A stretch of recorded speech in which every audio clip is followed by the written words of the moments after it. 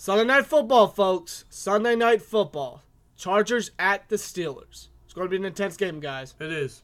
After last week's performance, obviously the Steelers definitely want to bounce back, man. And after a performance like that, they tend to have a history of bouncing back with a very nice one, man. Especially, excuse me, with it being not only in December where we performed the strongest, not only with it being in December, not only with it being at home, not only with Ben being pissed off about a loss like that, but with it being in prime time, it's almost a perfect setting for us to bounce back after a performance like that, and the Chargers would be a perfect team to bounce back on. Oh, yeah. So this should be a very intense and pretty interesting game, man. The Chargers, this season, they're what? 8-3. Yeah, they're 8-3. They're having a pretty good year. They're having definitely one of the best years as of late. They've always had the talent to have a great team and have a great season and definitely make it into the playoffs. But they just never utilize it and capitalize on that talent. As well as, of course, the injury bug has always been very, very badly. And they've kind of been on the receiving end of that, pretty minimal this year. But other than that, they are definitely a very good team. And in my honest opinion, when they're not being hit by the injury bug, when they're not the Los Angeles Chokers, they have all the potential in the world. They have all the makings to be a great team, a great playoff team. And honestly, I might be overhyping them here. I may be reaching here, but one of the best teams in the league. And if you look, they're top 10 in every category in the NFL right now. They are. And if you look at that team, man, they are stacked. They are incredibly stacked, especially on that defense. Yeah, let's start with the defense of the Chargers first. They obviously got Casey Hayward, one of the best defense backs in the league. They got Trevor Williams, who's not too bad himself. He used to be. He's kind of on and off. Well, he's still a great corner. Right. But yeah, Casey Hayward, Trevor Williams, Desmond King, who I really liked from Iowa, I believe. Yeah, Iowa, yeah. They got obviously Derwin James, who I know I'd be reaching here on this one. I think he's the next Cam Chancellor, and I still pitched the idea. I still wish that we would have traded up to go get Derwin James. Why? Because Mike Tomlin was extremely high on him. He even went to Florida State to go scout him. And unfortunately, we didn't make a move when I think we had all the tools to do it, like the Saints did with the Packers. I think we could have definitely traded up with the Packers to go get Derwin James. And unfortunately, we got Terrell Edmonds, who is coming off probably the worst game of his career. So, and this will be a good game for him to bounce back. But against a pretty tough offense, this is going to be pretty interesting for that. But back on the defense, man, their defense is stacked. Their secondary is stacked. That front seven is probably one of the best in the league. Denzel Perryman, they got two up and rising stars in Jatavis Brown and Kaiser White. Don't forget Uchenna Nwosu, their second-round pick. And fucking Melvin Ingram and Joey Bosa. Yeah, they got Joey Bosa back. They're 8-3, and they just got Joey Bosa back the last the 2 games ago. That's what makes the Chargers even scarier right here. They were winning games without Bosa. Now the fact that they got Bosa back, they're going to win even more games here. That's what makes the Chargers even more scary. Right, and this is going to be a very fun test and another fun battle between a great front seven and a very great offensive line.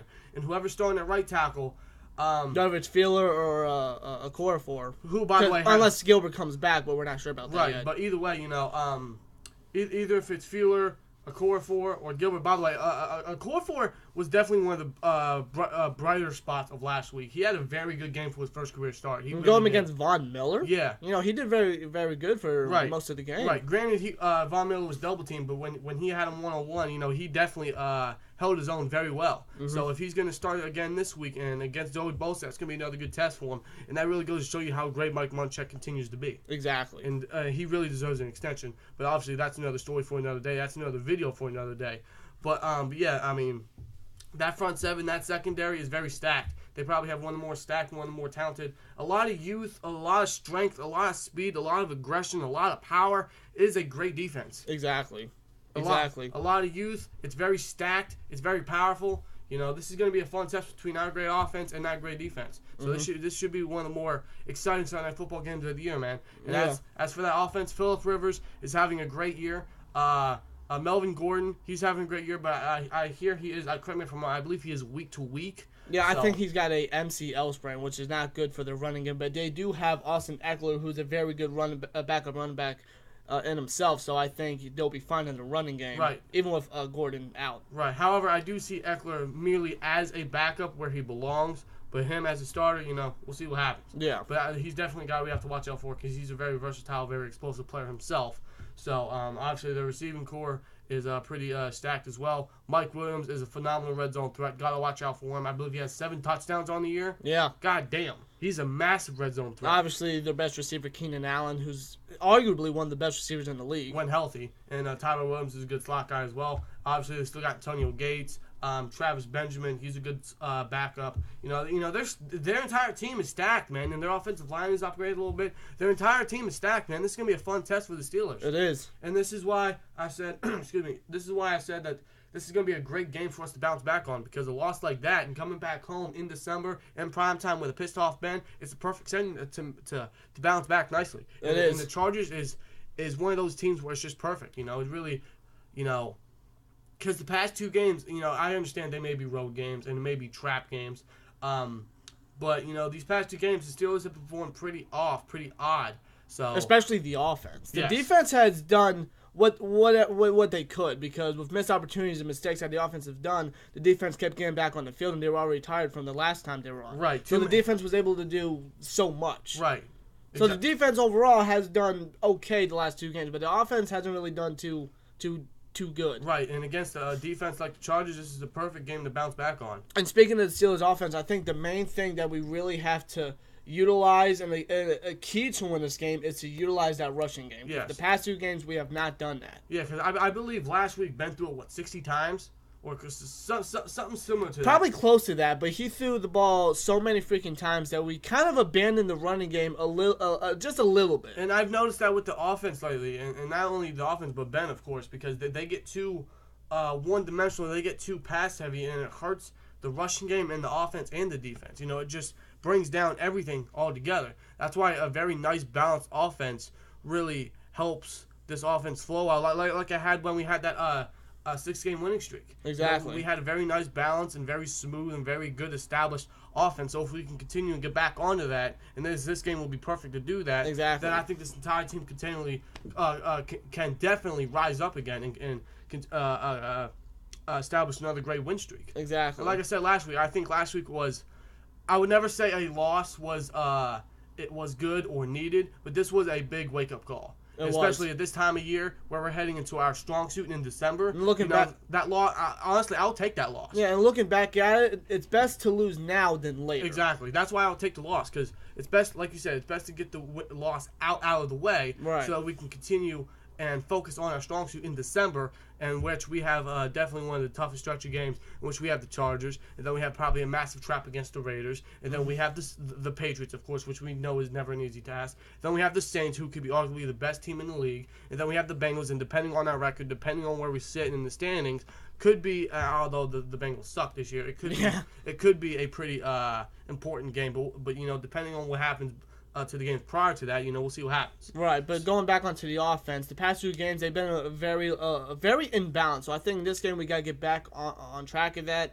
I think a big way to win this game is to utilize our rushing game. I think we gotta run the ball a lot more than pass the ball. I agree, and that's a great way to tire out the defense. Of course, establish the rushing game, control the clock.